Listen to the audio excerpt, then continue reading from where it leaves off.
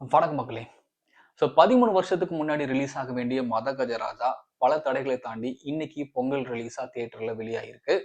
இந்த படம் எப்படி இருக்கு அப்படின்றதான் நம்ம இந்த ரிவ்யூல பார்க்க போறோம். வீடியோக்குள்ள போறதுக்கு முன்னாடி நீங்க இப்பதான் நம்ம சேனலுக்கு புதுசா வரீங்கன்னா அடுத்த வீடியோ பார்த்து முடிச்சதுக்கு அப்புறமே உங்களுக்கு பிடிச்சதுன்னா மறக்காம சப்ஸ்கிரைப் பண்ணிட்டு பக்கத்துல இருக்கக்கூடிய அந்த பெல் ஐக்கானையும் பிரஸ் பண்ணிக்கோங்க. இப்போ நம்ம ரிவ்யூக்குள்ள இருக்கலாம். இந்த மதகஜராஜாவோட படத்தோட கதையை பத்தி பார்த்தோம்னா முதல் பாதியில ஒரு கதை, இரண்டாம் பாதியில ஒரு கதை அப்படின்னு சொல்லலாம். முதல் பாதியில பாத்தீங்கன்னா தன்னோட ஸ்கூல் மாஸ்டரோட பொண்ணோட கல்யாணத்துக்கு போறாங்க. அந்த கல்யாணத்துல சில பிரச்சனைகள் வருது.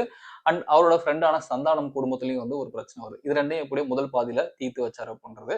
அண்ட் இரண்டாம் பாதியில இவரோட மத்த 2 ஃப்ரெண்ட்ஸுக்கும் வில்லன் மூலமா 2 பிரச்சனைகள் வருது. அந்த பிரச்சனைகள் எப்படி அவரு சரி பண்ணாரு அப்படின்றத இரண்டாம் பாதியில சொல்லியிருக்காங்க.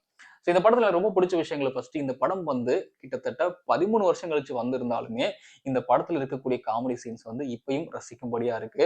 அதுல முக்கிய பங்கு நம்ம சந்தானம் அவர்களுக்கு சொல்லலாம். சந்தானம் அவர்களுடைய ஒன்லைன் எல்லாம் அட்டகாசமா இருக்கும். இந்த படத்துல நம்மள பல இடங்கள்ல அவர் சிரிக்க வைக்கிறாரு. இந்த படத்தோட இன்னொரு ஹீரோன்னு கூட அவரை சொல்லிடலாம். அந்த அளவுக்கு அவரோட காமெடி சீன்ஸ் எல்லாம் செமையா ஒர்க் அவுட் ஆயிருந்தது.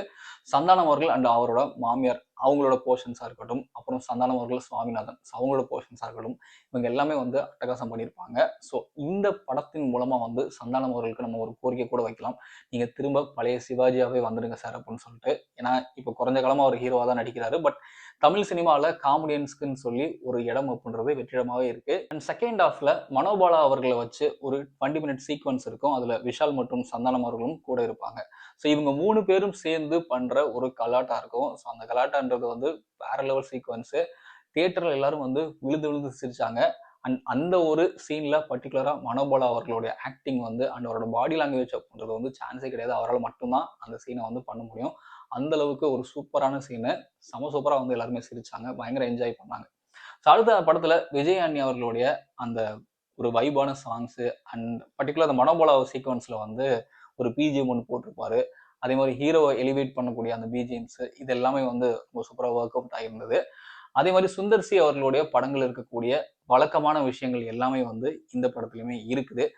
அவரை பொறுத்தளவுக்கு ஒரு சாதாரண கதை. இந்த கதையெல்லாம் எடுத்துக்கிட்டீங்கன்னா கிட்டத்தட்ட ரொம்ப ரொம்ப பழசு. 13 வருஷத்துக்கு முன்னாடி வந்தா கூட இந்த கதை ரொம்ப பழைய கதைன்னு சொல்லியிருப்போம். அடிச்சு துவச்சு போட்ட ஒரு கதை தான் இந்த படத்தோட கதை. பட் இருந்தாலும் அது அவர் ரசிக்கும்படியா கொடுக்குறாரு பாத்தீங்களா? அதுலதான் அவர் கில்லாடி. அதை பல படங்கள் அவர் செஞ்சிருக்காரு.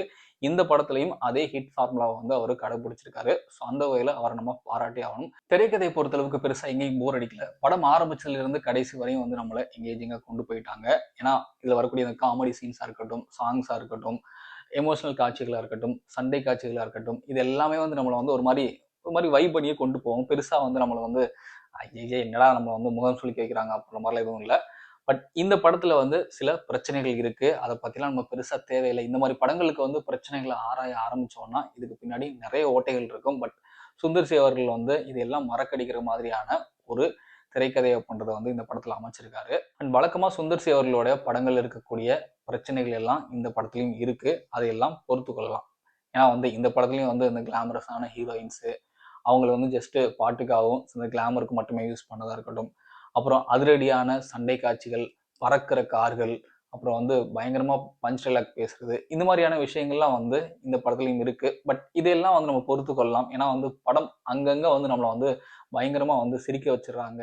இந்த படத்துல vintage Vishal, vintage Santhanam and vintage Vijay Antony, vintage Sundarji, அப்புறம் நம்ம மணிவண்ணன் சார் இருக்காங்க, மனோபலா சார் இருக்காங்க, அதுக்கப்புறம் செட்டி பாபு இருக்காரு. இந்த மாதிரி பல விண்டேஜ் விஷயங்கள் இந்த படத்துக்குள்ள இருந்தனால ஒரு மாதிரி பாக்குறப்பே நமக்கு ரொம்ப ஃப்ரெஷ்ஷா இருந்தது. ரொம்ப நாளுக்கு அப்புறம் இவங்கெல்லாம் பாக்குறோம் ஒன்னா அப்படின்றப்போ ஒரு மாதிரி ஒரு நல்ல வைப் இருந்தது. அதை இந்த படம் கொடுத்தது ரொம்ப சந்தோஷமா இருந்தது படம் பார்க்குறப்போ. அண்ட் ரொம்ப நாளுக்கு அப்புறமே தியேட்டர்ல நிறைய பேர் நிறைய சீன்ஸ்க்கு சிரிச்சு கைதட்டி நல்லா ஜாலியா என்ஜாய் பண்ணாங்க.